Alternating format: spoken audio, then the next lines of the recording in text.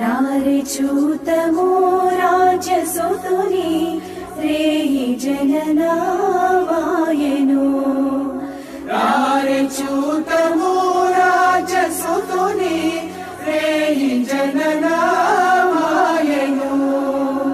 రారే చూతము రాజసుతుని రేయి జననామాయను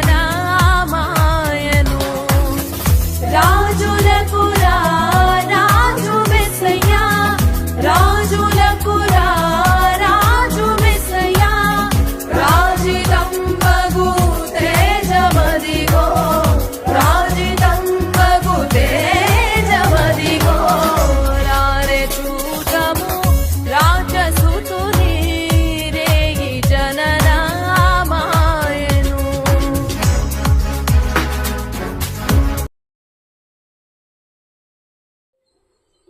దేవుని స్తోత్రము, హల్లెలూయా.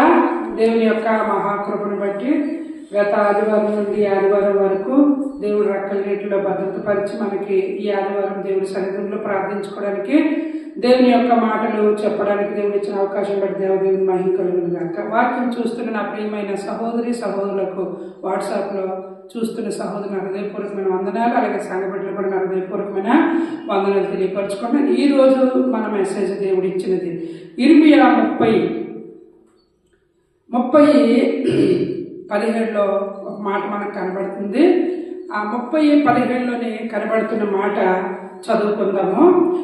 30:17లోని కొద్దిగా కింద భాగంలో మనం ఒక మాట చదువుతాం. ఏమన్నదంటే, నీకు ఆరోగ్యం కలుగజేసేదను, నీ గాయములను మాన్పేదను, ఇది యెహోవా వాక్కు. నీకు ఆరోగ్యం కలుగ చేస్తాను, నీ గాయాలను మానుపుతాను. మన గాయాలను మానపాలనంటే దేవుడే తప్ప మన గాయాన్ని మానుపువారు ఎవరు కూడా లేరు. మన గాయానికి, మనకి కాలుకి చేతికి తగిలిన దెబ్బలు గాయాలు ఏమైనా ఉంటే మానపడానికి మందు పెడతాం, కానీ మరి స్వస్థత కొరకు మనం ఎదురు చూస్తాం.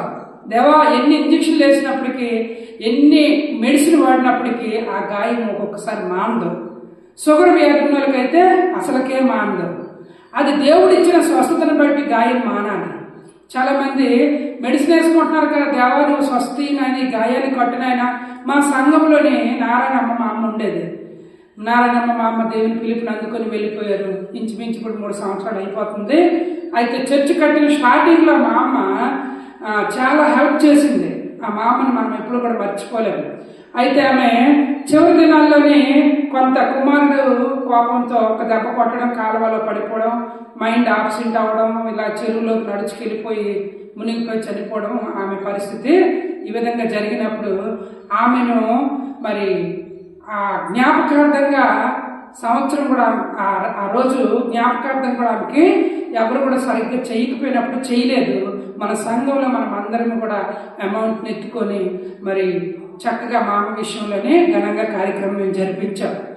మరి భోజనాలు పెట్టి ఆమెను జ్ఞాపకం చేసుకుంటూ దేవునికి ఆత్మను అప్పగిస్తూ ప్రార్థించాము అందరం కూడా.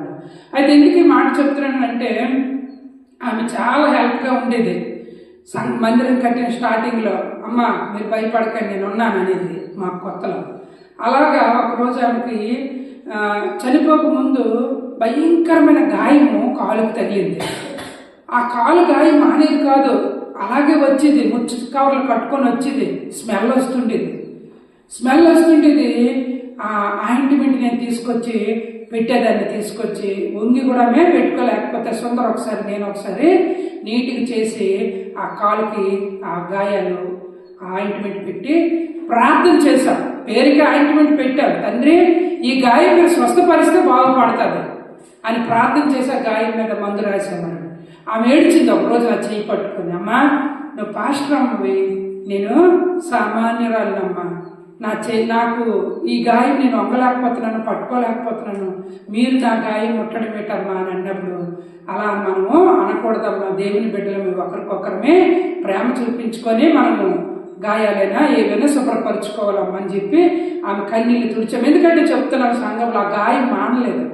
ముచ్చు కవర్లు కట్టేది, గొడ్లు కట్టేది, స్మెల్ వస్తుంది. ఆమె రాగానే కుర్చీ దగ్గర స్మెల్ వచ్చేది, వాటర్ కారిపోతుండేది. చాన్నాళ్ళు ఆ గాయం ఆమెకు అలా ఉండిపోయింది.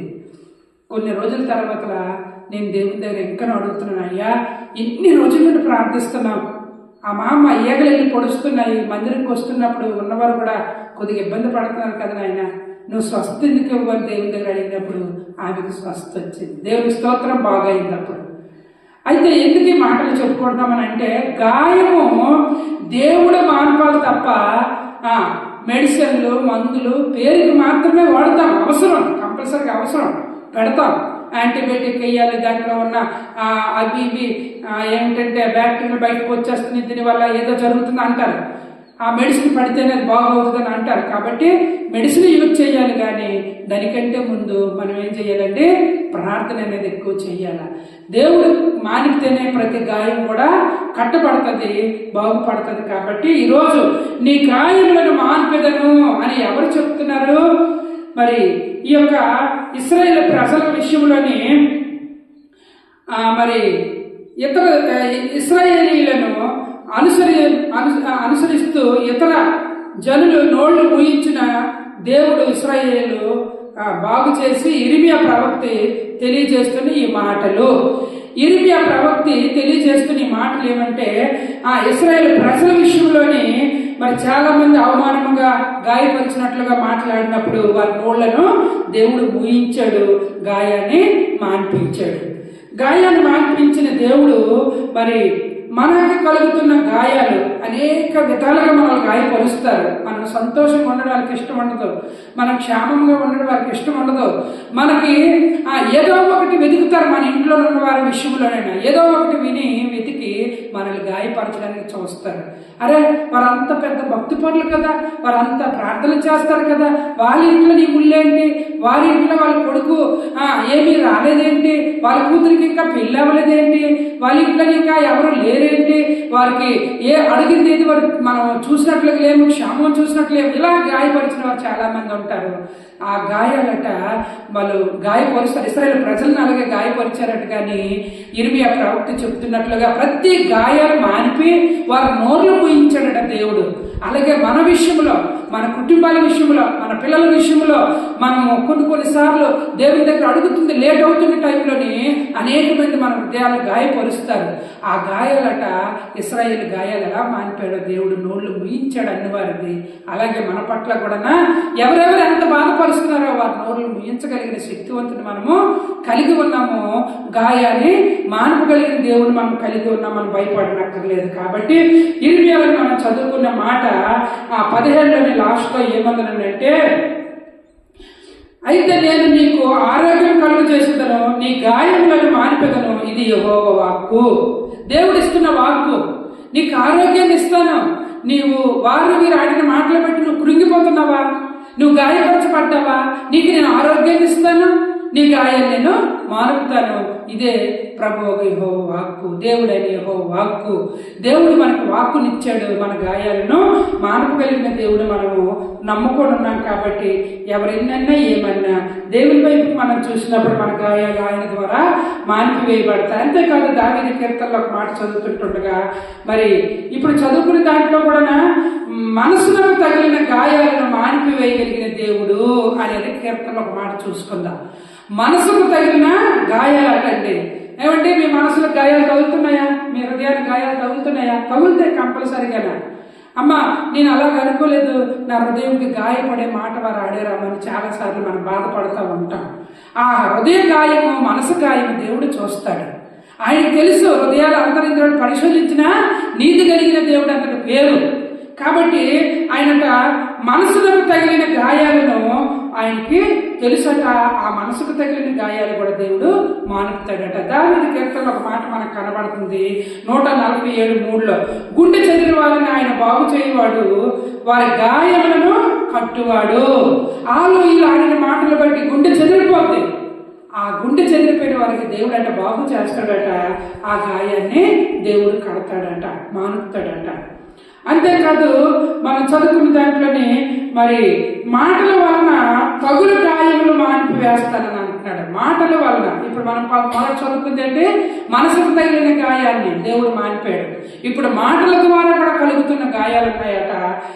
యోబు 5:21, నోటి మాటల చేత కలుగు నొప్పి నీకు తగలకుండా ఆయన నిన్ను చాటు చేయును, ప్రళయము వచ్చినను నీవు దానికి భయపడకుందువు. మరి నోటి మాటల చేత కలుగు నొప్పి నీకు తగలకుండా ఆయన నిన్ను చాటు చేస్తాడట. ప్రళయం వచ్చినను నీవు దానికి భయపడబట. చూడండి అంత చక్కటైన మాట. ప్రళయం వంటి మాటలు మన మీద ఆడినా నువ్వు దానికి భయపడబట. యోగ జీవితంలో అనేకమైన మాట్లాడారు. ఓ ఎంతటి భక్తిపరుట, ఎంతటి నీతిపరుట, భార్య వెళ్ళిపోయింది, బిడ్డలు ఎలాగైపోయారు, ఆస్తులకు పోయింది, అంతస్తులకు పోయింది. ఒకప్పుడు ఇతను ఊజైన దేశంలో గొప్పవాడని పేరు పొందుకున్నాడు, కానీ అవన్నీ కూడా పోయాయి. చివరికి భార్య కూడా వెళ్ళిపోయింది. చివరికి ఇతనికి ఆ ఒక సమాధుల దొడ్డు దగ్గరికి వెళ్ళిపోయి చేతుల్లో ఇలాగ గోపుకోవడానికి కూడా చేతులకి గోరులు లేకపోతే ఆ పింకులు తీసుకొని గోపుకుంటున్నాడు. ఈయన ఒక భక్తుడా, ఈయన ఒక శక్తుడా, రకరకాలుగా అతని కోసం కూడా ఆడుకునేవారు ఉన్నారు, మాట్లాడుకునేవారు ఉన్నారు. అయితే దేవుడు ఆ మాటలన్నీ విన్నాడు. తిరిగి ఒక్కొక్క వంతుతో పోయిన డబల్ వంతుతో అతనికి తిరిగి అవి ఇచ్చాడు. అంటే అంతటి ఓర్పతంలో ఉంది. యోబు జీవితంలో నోటి మాట ద్వారా కూడా నాట గాయాలు తగులుతాయట, నోటి మాట ద్వారా కూడా గాయపరుస్తారట. కాబట్టి మరి దానియేలు విషయంలో సింహాల నోళ్ళతోటి దానియేలు పట్టి ఆ సింహాలు నమిలి మింగియాల ఎముక లేకుండా. కానీ సింహాల నోళ్ళు దేవుడు ముయించి దానియేలు దేవుడు రక్షించాడు, కాపాడాడు.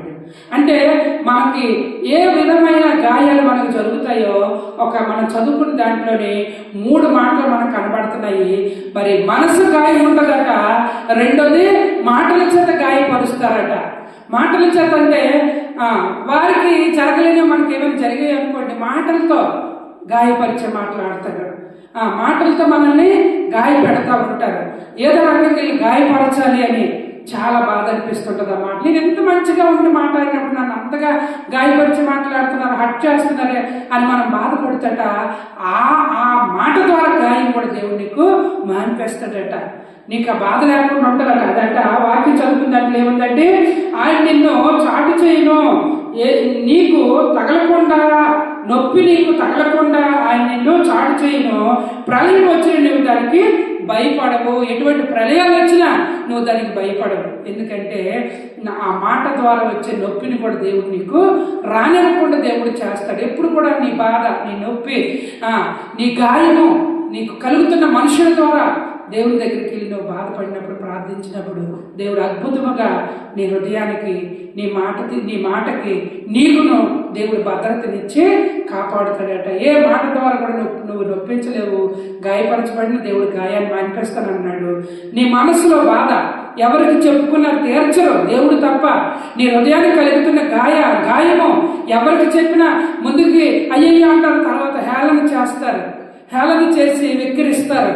కానీ నీ మనసుకు తగిలిన గాయము, నీ హృదయానికి తగిలిన గాయము, హృదయాన్ని మార్చగలిగిన దేవుడు, హృదయం కలిగిన గాయాన్ని మార్చగలిగిన దేవుడు మనం కలిగి ఉన్నాం. గుండె చెదిరిపోయిన వారిని బాగు చేస్తానన్నాడు. అంతేకాదు వారి గాయాలన్నట కడతాడట దేవుడు. కట్టిన దేవుడు మనం సంపాదించుకున్నాం కాబట్టి మనం భయపడనక్కర్లేదు. చివరిగా ఒక మాట మనకు కనబడుతుంది, మనుషుల వలన తగులు గాయములు మాన్పివేస్తాడటండి. అంటే చక్కటి మాట. మనుషుల వల్ల కలుగు గాయాలట దేవుడు మాన్పివేస్తాడు. అంటే మొదట మనం చదువుకున్న దాంట్లో ఏముంది, గుండెకు తగిలిన గాయం. రెండోది చదువుకున్న దాంట్లో ఏముంది, నోటి మాటల చేత నొప్పించిన గాయాలు. మూడవదిగా మనుషుల యొక్క వలన కలిగిన గాయాలట. మనుషుల మాటల ద్వారా మొదట మనం చూసుకున్నాం. మనుషుల వలన తగులు గాయాలు ఉంటాయట. అదేంటంటే మనుషుల వల్ల తగులు గాయాలు ఏంటనేది అపోస్తుల కార్యంలో చూద్దాం. చివరిగా అపోస్తుల కార్యం తీసి చదువుకొని మనం ముగించుకుందాం. అపోస్తుల కార్యము 16:33లో ఒక మాట మనకు కనబడుతుంది. రాత్రి ఆ గడిలోనే అతడు వారిని తీసుకొని వచ్చి వారి గాయములను కడిగి వెంటనే అతడును అతని ఇంటి వారందరూ బాప్తిసం పొందిరి. ఎవరండి? చెరసాల నాయకుడు. చెరసాల నాయకుడు అపోస్తలుడైన పౌలు యొక్క మాటలు విన్నాడు, దేవుని ప్రజల మాటలు విన్నాడు కాబట్టి ఆయన ఆ రాత్రట పౌలు శిలలు ప్రార్థించుండగా పాటలు పాడుతుండగా చెరసాల బద్దలైపోయిందట, భూకంపం వచ్చిందట. భూకంపం వచ్చింది కాబట్టి బద్దలైంది కాబట్టి అందులో ఉన్న ముద్దాయిలు గాయపరచబడ్డారు. ఆ ఒక గోడ మొక్కలు పెచ్చి మొక్కలు పడిపోతే గాయాలు వస్తాయి కదా, ఆ గాయాలట రాత్రి ఆ గడియలోనే అతడు వారిని తీసుకుని వచ్చి వారి గాయములు కడిగి వెంటనే అతడును అతని ఇంటి వారందరూ బాప్తిసం పొందుకున్నారు. అంటే ఈ భూకంపం రావడం, ఆ పెచ్చులు పడటం, ముద్దాయిల మీద ఆ పెచ్చు మొక్కలు పడినప్పుడు వారికి శరీరం అంతా కూడా గాయపరచబడ్డారు. వారందరూ దెబ్బలు తిని ఉన్నారు. అయితే ఈ చెరసాల నాయకుడి ఉద్యోగం ఏంటంటే ఆ ముద్దాయిలను కాపాడుకోవాలా, భద్రతగా చూసుకోవాలా. చెరసాలలో ఉన్నారు కాబట్టి, చెరసాలకు నాయకుడు కాబట్టి. అయితే పౌలు శిలలు అర్ధరాత్రి పాటలు పాడినప్పుడు, దేవుని స్తుతించినప్పుడు ఈ భూకంపము అక్కడ గొప్ప అద్భుతం జరగడానికి వచ్చి ఈ చెరసాల నాయకుడు జడిసిపోయి బెదిరిపోయి అతను అమ్మ నాయన ఈ ముద్దాలు తప్పించుకొని వెళ్ళిపోయారు.